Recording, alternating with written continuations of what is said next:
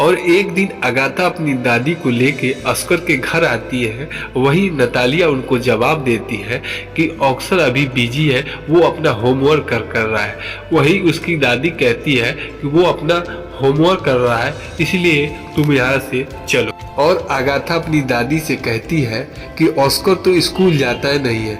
यह बात सुन के दादी हैरान हो जाती है और सारी मोहल्ले की महिलाओं को यह सब बात बता देती है। कुछ दिन बाद दो पुलिस वाले उनके घर आते हैं और ऑस्कर के स्कूल न जाने की वजह पूछते हैं और उनसे कहते हैं कि अगर वो स्कूल उसको नहीं भेजे तो उन पे सख्त कार्रवाई करेंगे। यह बात सुन के वो दोनों डर जाते हैं और उनसे वादा लेते हैं कि वो ऑस्कर को स्कूल भेजेंगे। नतालिया और एलिना को ये बात मालूम चल जाती है कि पुलिस को स्कूल वाली बात उनके पड़ोसियों ने बताई है। ये अगली सुबह नतालिया ऑस्कर को लेके स्कूल जाती है और देखती है कि यह स्कूल का नियम कानून जो कि ऑस्कर के लिए सही नहीं है और उसके राज यहाँ खुल सकते हैं। इस बात पे नतालिया उसकी माँ काफी दुखी होती है क्योंकि वो स्कूल नहीं जा सकता था। और यहाँ से आगे की कहानी में दिखाया जाता है कि उनका घर शहर से काफ़ी दूर है और ये भी दिखाया जाता है कि उसकी नानी अब इस दुनिया में नहीं है और उसकी माँ अब बूढ़ी हो चुकी है। और ऑस्कर काफ़ी जवान हो जाता है। ऑस्कर के पास आज भी पिंक कलर की बैग है जो उसे अगाथा ने दिया था।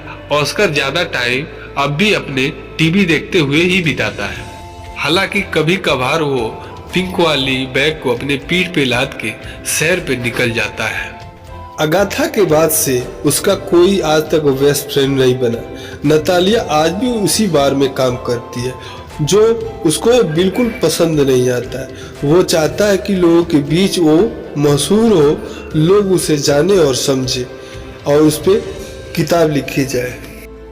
और इस बात पे नतालिया राजी नहीं होती है और ऑस्कर को घर में ही रहने की सलाह देती है। एक दिन टीवी देखते हुए ऑस्कर को एक्स्ट्रा ऑर्डिनरी मैन नामक रियलिटी शो के बारे में पता चलता है जिसमें दुनिया के अलग अलग जगह से आए हुए लोग अपना सुपर पावर दिखा रहे थे।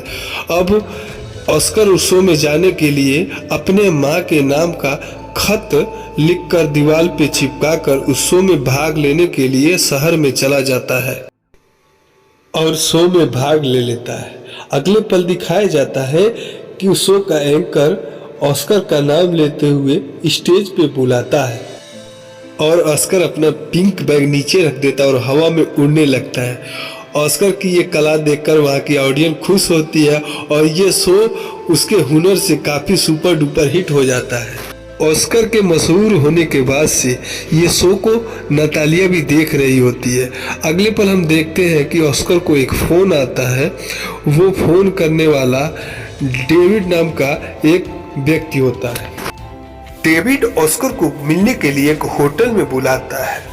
डेविड एक आर्टिस्ट एजेंट होता है जो ऑस्कर को ये ऑफर देता है कि वो उसके लिए काम करे और शो में जितने भी पैसे बनेंगे उसके आधे शेयर उसका हो जाता है। डेविड की बात सुन के ऑस्कर उसको मना नहीं कर पाता है और राजी हो जाता है क्योंकि ऑस्कर को भी बहुत सारा पैसा कमाना होता है।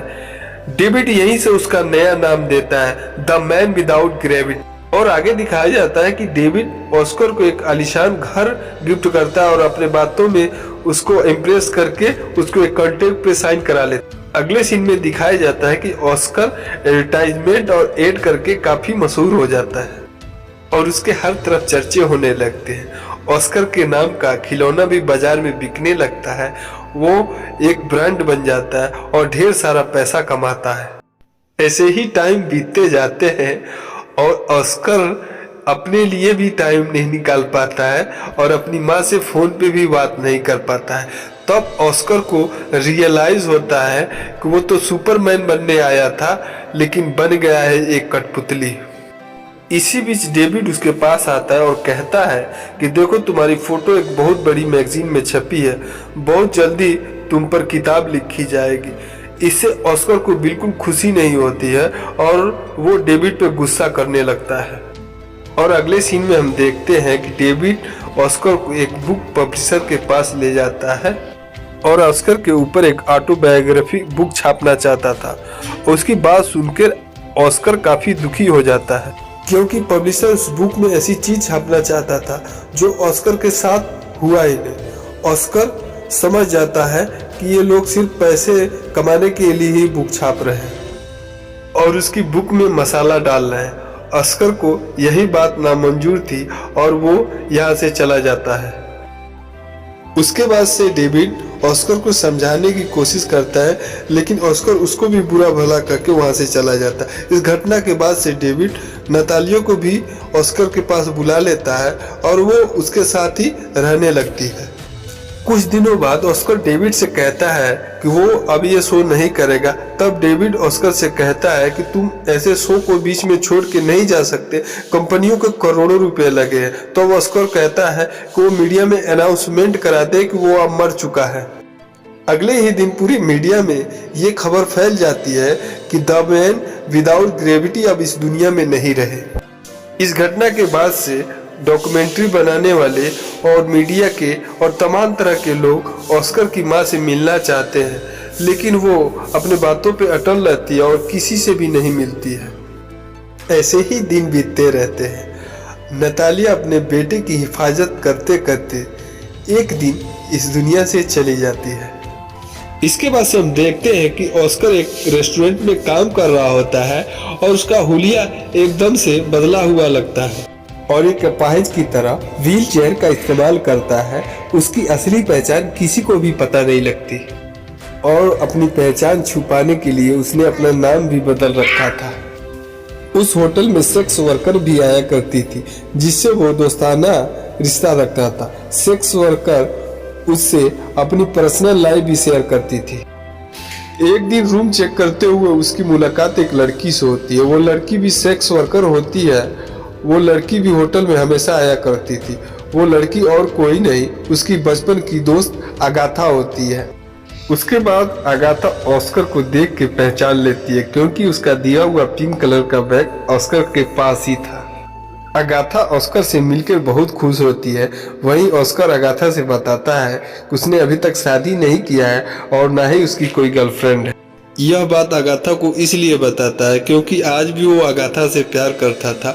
अगाथा उसकी बातों को अनसुना कर देती है और सोचती है कि यह इज्जतदार लोगों का पैसा नहीं है, वहाँ से चली जाती है।